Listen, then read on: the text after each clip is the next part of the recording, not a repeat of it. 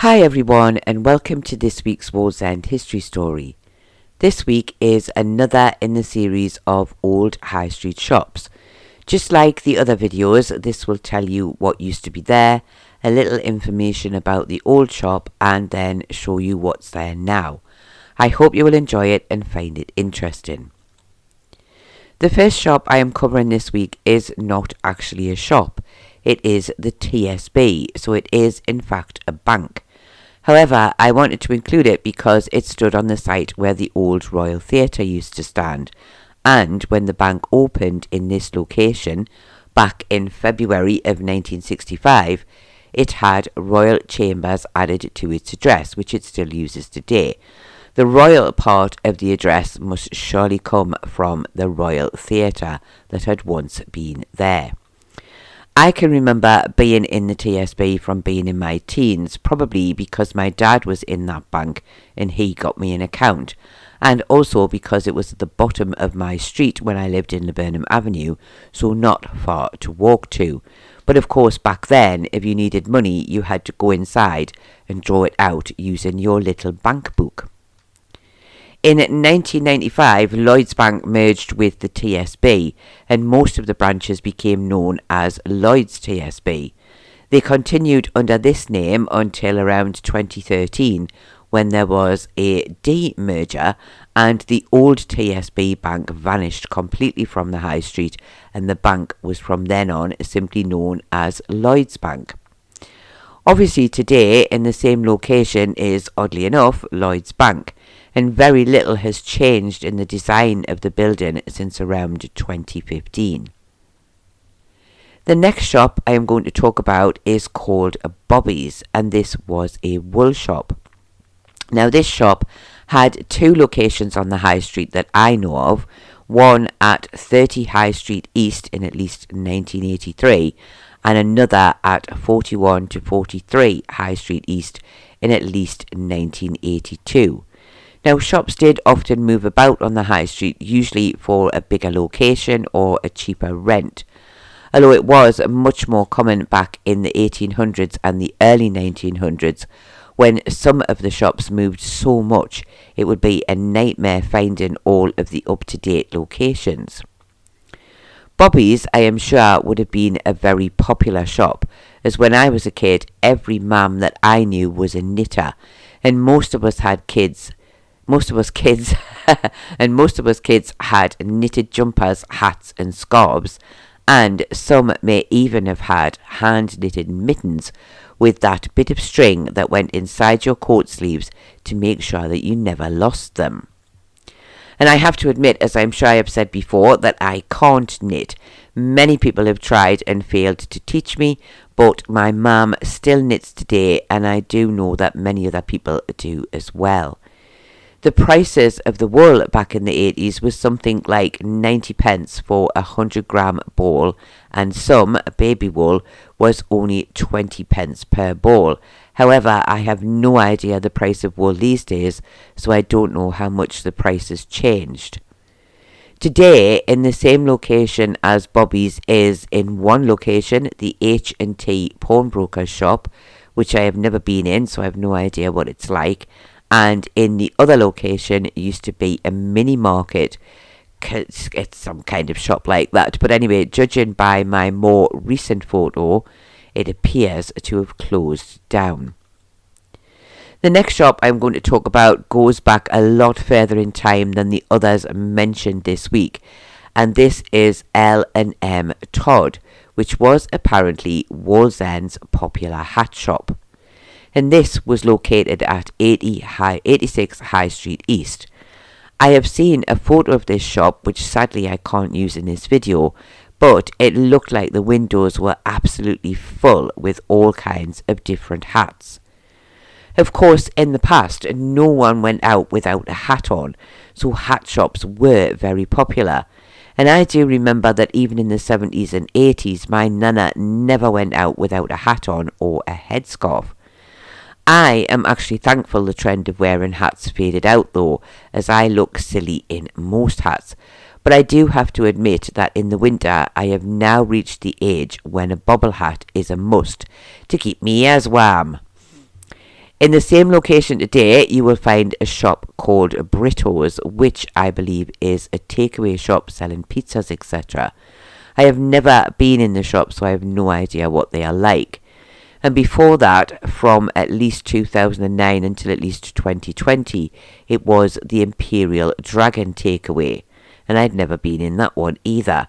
I have to admit, I'm beginning to wonder just how many shops in Wallsend that I've actually been in, as since doing these high street shop videos, I mostly seem to say I've never been in there. The next shop I am going to talk about is Cleo's.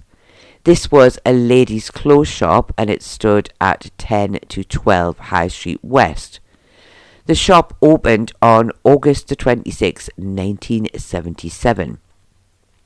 And the advert from the opening stated that they would be selling unique fashions from Paris, London and Germany. And the original advert that I have only copied half of also had a great Egyptian theme to go with the Cleo name, but I decided that it was a bit too small and too difficult to draw. I have to admit that although I do remember the shop and the name, I honestly can't remember ever buying anything there. So I'm hoping that some of you watching this video did buy something and can let me know in the comments below what it was like.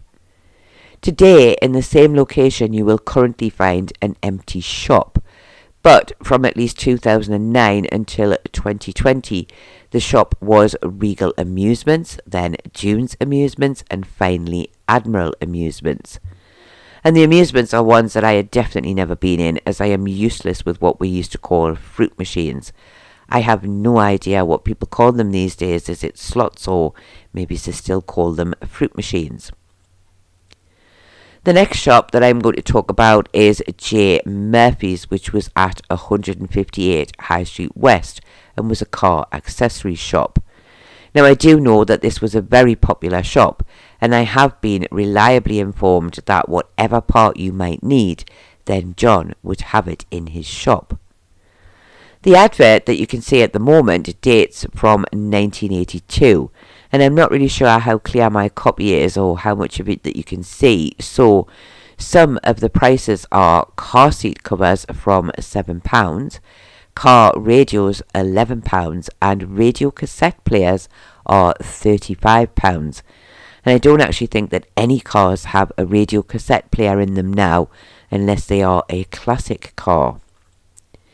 Today, in the same location, you will find another empty shop. Now, it had at one point been something called Bikes and Bits, but it appears to have closed down. Now, in at least 2008, it was something called Wallsend Motor Parts, and then from at least 2012, it was Dave's Auto Parts.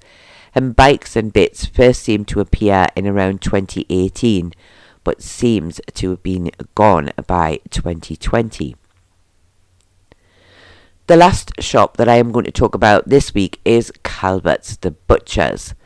Sadly, I don't know when this advert dates from, but it does say that Calvert's was established in 1888. Robert Calvert was born in Scotland in 1863 and married Mary in Durham in 1890. And by 1901, the family were living above the butcher's shop on Wallsend High Street. Robert died in 1929, and it would seem that his son Thomas would have been the one to take over the business. As of his three sons, one was a school teacher, another was an accountant, but Thomas was a butcher, following in his father's footsteps. Though I must add here that Robert's father was not a butcher, so he didn't follow in his footsteps. I did not find any evidence of a headstone or a grave for Robert in Wallsend. However, his father James, who died in 1895, is buried in Churchbank Cemetery, so it is possible that Robert and his wife Mary are buried there too. But I am recording this video in November, and I have to say that it is far too cold to go walking around the cemetery to see if I can find a grave. Now, I do remember Calvert's, though I didn't really go there. As I have said in another video, my nana always used the butchers on Station Road. But I remember the shop because of Pinky and Perky in the shop window. Now, I've been talking about this, and we think that they had drums and a guitar in their hands. But of course, we could be wrong. So if you remember them too from the shop window, then let me know if you think we are right about the musical instruments. Today, in the same location, you will find the Wallsend Hardware and Tools shop. And this shop has been there for years. And as I have mentioned before, I often use Google Maps to look back and check at some of the shops.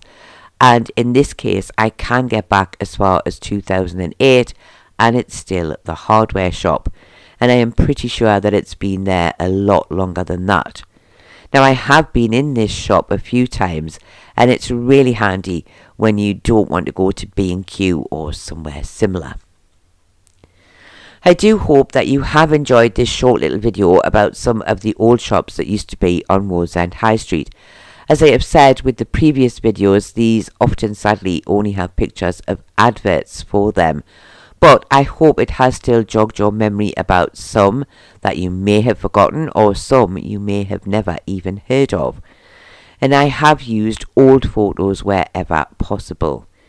There's still loads more shops to cover, so I hope to include them in some future videos.